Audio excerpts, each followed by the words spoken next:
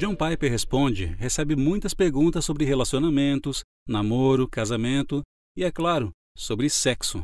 Isso significa que há episódios que não são apropriados para todos os ouvintes, mas só para os casados.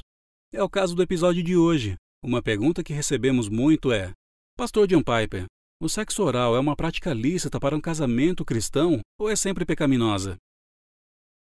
Perguntas relacionadas à intimidade sexual devem ser tratadas com o que podemos chamar de modéstia verbal, e não com palavras chocantes e grosseiras. Eu acredito que a falta de modéstia no vestir e no falar são erradas. Isso é o que vai direcionar a minha forma de falar. Essas questões são legítimas. Não tenho problema em responder a esse tipo de pergunta. É uma questão um pouco difícil e delicada, mas não tenho problema. As pessoas querem direcionamento bíblico, então vou me esforçar para responder com sabedoria bíblica. Em primeiro lugar, eu estou presumindo que a pergunta é somente sobre pessoas que estão casadas ao dar esse conselho. Fora do casamento, eu creio que é errado. Podemos falar mais detalhadamente sobre isso em outro momento, mas a resposta curta é a seguinte: o sexo oral pode ser ainda mais íntimo e delicado do que a cópula. Nós sabemos disso porque até os casados se perguntam se podem fazer. É como se fosse um estágio de intimidade que talvez seja inapropriado até para os casados. Então pensar que pode ser um substituto inocente para a cópula, para que as pessoas possam obedecer à letra da lei fora do casamento, é uma ilusão. Essa é a primeira observação.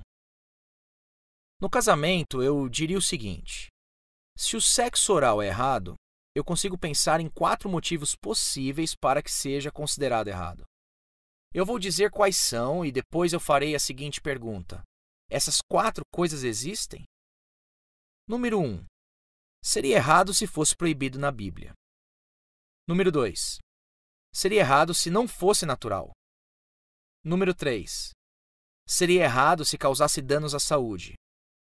E número 4. Seria errado se fosse cruel. Então vamos analisar uma de cada vez. Número 1. Eu não acredito que o sexo oral seja explicitamente proibido em qualquer mandamento bíblico. Se for proibido pela Bíblia, terá que ser com base em algum princípio, não com base em algum mandamento explícito. Número 2. É uma prática que não é natural?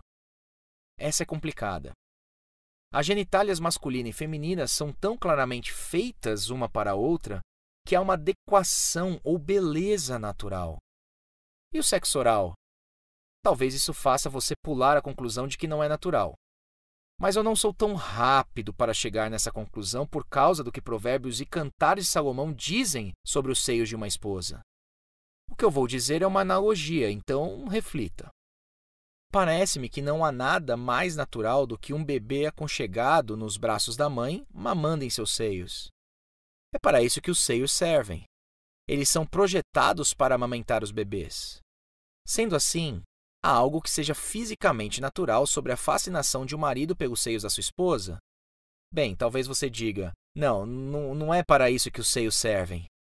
Mas Provérbios 5,19 diz: saciem-te os seus seios em todo o tempo.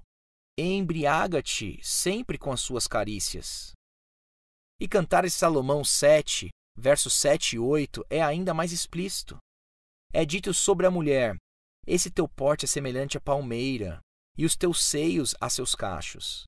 Dizia eu: subirei a palmeira, pegarei em seus ramos, sejam os teus seios como os cachos da vide. Bem, embora não exista muita correlação anatômica entre as mãos ou os lábios de um homem e os seios de sua esposa, realmente parece ser natural em outro sentido, a saber, no prazer e desejo inerente que Deus, em sua palavra, parece recomendar para o nosso deleite no casamento. Então me pergunto: será que há desejos parecidos por sexo oral ou por outras formas de sexo? Sendo assim, eu não acho que devamos limitar o casal com base na ideia de que não é natural. É arriscado, mas essa é a minha posição sobre a questão de ser natural. Número 3. Causa danos à saúde?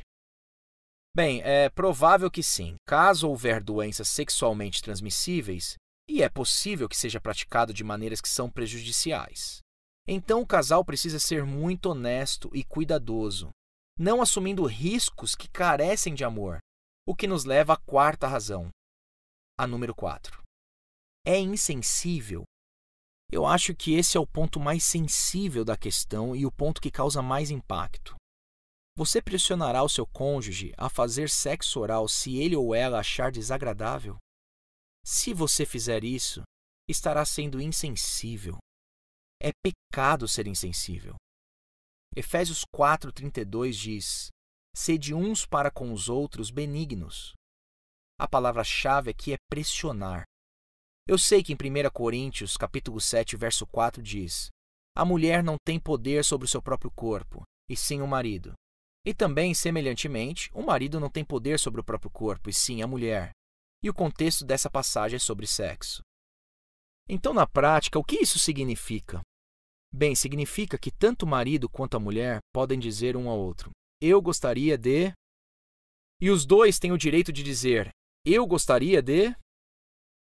Em um bom casamento, em um casamento biblicamente belo, um busca ser mais benigno do que o outro. Então, esses são os princípios que eu acredito que devem servir de parâmetro para o casal cristão nessa questão do sexo oral. Você ouviu John Piper Responde, produzido por Ministério Fiel, Desiring God e Voltemos ao Evangelho. Para acessar a mais conteúdos gratuitos como este, acesse voltemosaoevangelho.com.